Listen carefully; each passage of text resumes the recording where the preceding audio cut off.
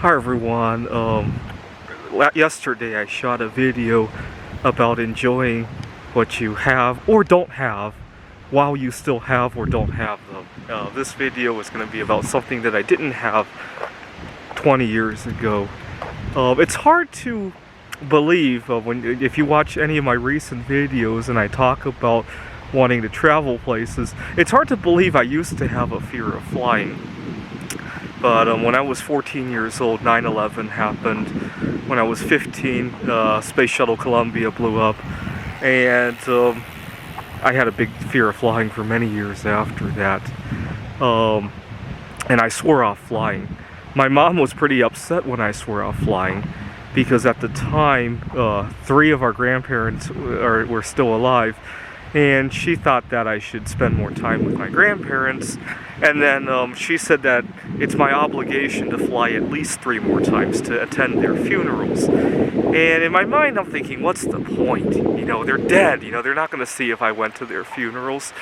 And that's what I told my mom. You know, what's the whole point of going to a funeral? There's better things to go to. I'd rather go to a wedding. You know, at least the people that I'm going there for, they know that I'm there. You know, or maybe a graduation, or any of those other events, right? And I didn't have a care in the world. And then I remember thinking that maybe one day we'll have a bridge over the Bering Strait, and I could just drive to Taiwan.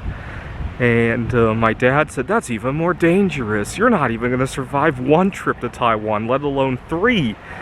And he was right, because during my time having a fear of flying, I drove a lot, and I totaled 2 cars. And the distance I've covered in all my driving, probably 1 round trip to Taiwan.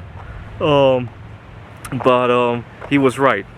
And actually, it's kind of funny, because I swore off flying after 9/11, and I thought maybe the bridge, or maybe one day flying will become so fast, right? You get there in half an hour. It'll be like a theme park ride, you know. It might be scary, but it's short and it'll be over. You know, it's not like 24 hours of flying, right? And my dad was okay with that concept. He wasn't okay with the driving. So I said, okay, maybe one day flights will be faster. I love theme parks. I can put up with that. But then Columbia blew up. So that was like a second wave of disappointment for me. And I swore off flying. And eventually I came to the realization that maybe technology would be good enough. I could attend their funeral remotely. In fact, I might have to if one of them were to come up. I hope they're doing very well, though. 2 of my grandparents are still alive today, and I don't want to attend their funerals over Zoom. That will not be fun. But for many years, that was what I accepted, because I never wanted to fly.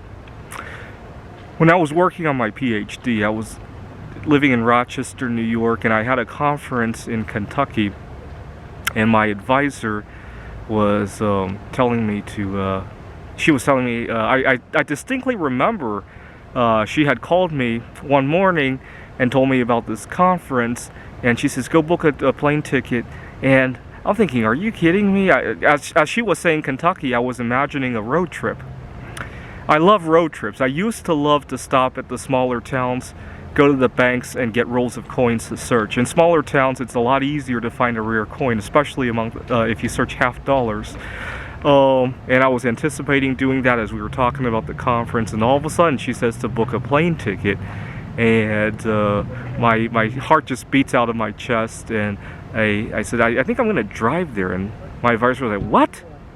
And I heard her typing on the keyboard, and she goes, Andrew, that's a 13-hour drive. You're kidding me, are you?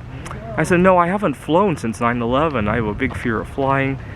And she was like, well, what are you going to do when we have a conference in another country, or maybe in California? Like, I could drive to California. She's like, no way. You're not even going to attempt that. Not on my watch, because if you get hurt, we're in serious trouble. And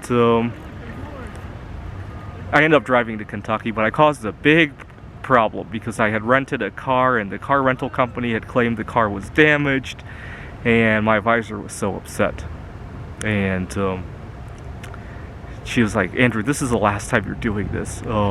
If you can't accept going to conferences, maybe you have to take a break from school and come back. I remember her saying something like that. She wanted me to go to a conference in San Francisco, and I remember being really sad about having to fly again. I used to have a big fear that if I were to die unexpectedly, I don't want somebody going into my bedroom and looking at all my secrets. So before that conference in San Francisco, I remember I got rid of a ton of clutter because I worried if I died, who would see my stuff first? That used to be a big worry of mine. I still have that worry to some extent.